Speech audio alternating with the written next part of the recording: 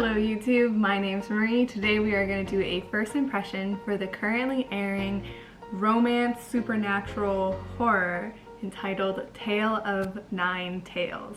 I want to start off by saying that the horror elements within the show actually really surprised me. I think they're really well done. There are many moments where I'm genuinely kind of creeped out. It also feels very new and refreshing for this kind of story, because I don't think we get that pairing very often, where it's a very obvious romance, very obvious supernatural story, and very obviously a horror. Like, it's a very cohesive mix of the three, and it was just a really great surprise. Like that very first scene with the car crash, and then later on in the kitchen, if you've watched it you'll know exactly what I'm talking about.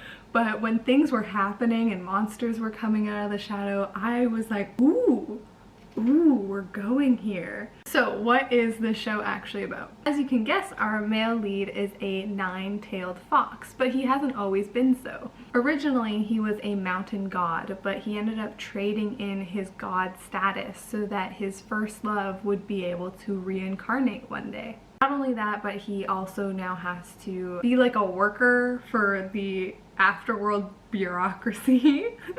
I love stories that feature kind of like administrative aspects of the afterlife. I think it's always so much fun.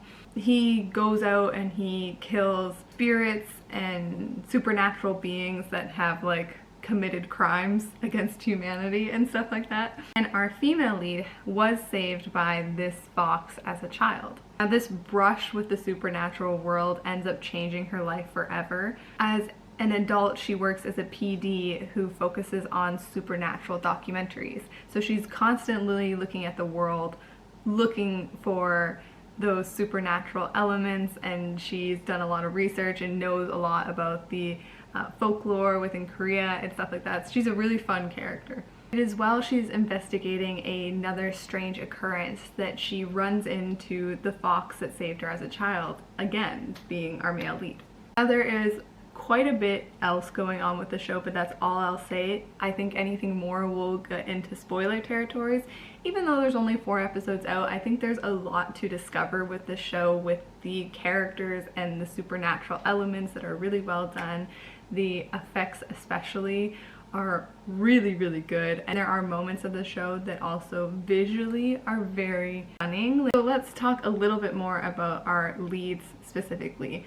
Our female lead is a risk taker. I think if you like this emerging female lead archetype of being the aggressive, well-dressed, like badass lady, like IU from Hotel de Luna, I'm Okay Not to Be Okay, and then also the female lead from Itaewon Class. Like, if you like this kind of new archetype, I would say she's a reflection of that, but more toned down, more of a realistic everyday portrayal of this witty, strong, power and career-driven woman, and I really liked her. I think her grit allows her to be more on equal footing with the supernatural beings that are around her, which is hard to do when you have a human in a supernatural story. They often get sidelined because, you know, they're human. But by far my favorite character so far is our male lead. He is like the perfect balance of sass and arrogance and playfulness.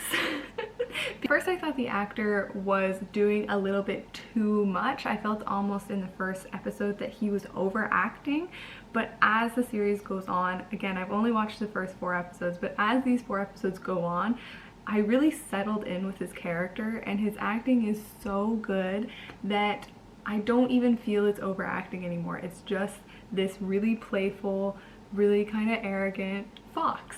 The actor really disappears into this role. Like, when I watch this series, Tale of Nine Tales, I forget that he was also the male lead in Touch Your Heart, or he was the Reaper in Goblin. Like, I can't see this character as anything other than the fox. He's just so good. There's such a depth to everything that he does, like his eyes, and like deflect his pain with humor, but then underneath you see the sadness. It's so good. Unfortunately, I do think the chemistry between our leads is a little bit one-sided. I don't know if our female lead is